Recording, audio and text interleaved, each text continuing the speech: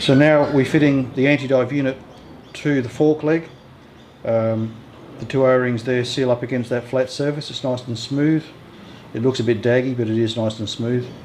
So just hold the O-rings as we turn it over, hold it all into place like so. So Mike fits two new bolts to secure it in place and then loosely fits the bottom axle clamps so we don't lose them. How much did these washers cost me, Steve? This is $3.80. $3.63 for 100 of them. Have you counted them? No, I didn't. I would count them. But and I'd take them back if there was one short. Cheaper than buying genuine again. And stuff like that, you just don't need to buy genuine. $3.80, I saw you coming. I know. Okay, let's talk about this anti-dive thing for a moment. You won't learn anything by watching it while you're riding. What you will do is crash. So let's try and explain it. First, I'll read Suzuki's version of how it works. When you squeeze the brake lever, according to Suzuki's brochure, not only does the front brake engage, but simultaneously it operates a plunger in the anti-dive device, which limits the flow of oil in the front fork. In other words, the front of the bike doesn't dive under brakes.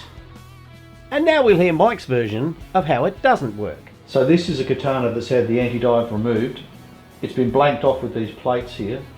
So what happens is when you press the brake lever, or pull the brake lever, the pressure goes straight down to the caliper and your braking's instantaneous. Much better system. Now on this other katana, it's still got the anti-dive system set up.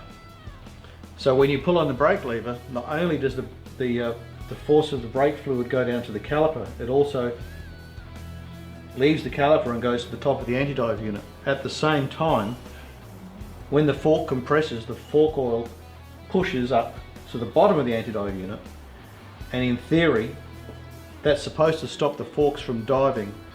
In reality, it just makes the brakes less effective.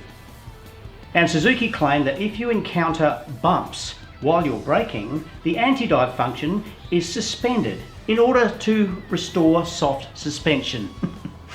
Anyone else smell bullshit? Look, at the end of the day, it wasn't the be-all and end-all to anti-dive. In fact, this system was ditched a few years later. The other problem with it, if you try and bleed the brakes with this system, it's an absolute nightmare. And there's one other issue. If it leaks, and a lot of these 40-year-old systems do, you can't buy parts for them internally anyway. Never could, as far as we know. So if it leaks, blank it off.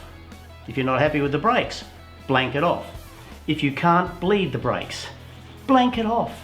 Do what all the racers did back in the 80s. Just blank them off. Having said all of that, we're going to keep ours on there because A, it's not leaking, B, the brakes are good enough for an old bike, and it looks better. Well, I guess that's as clear as mud. Now, back to the build.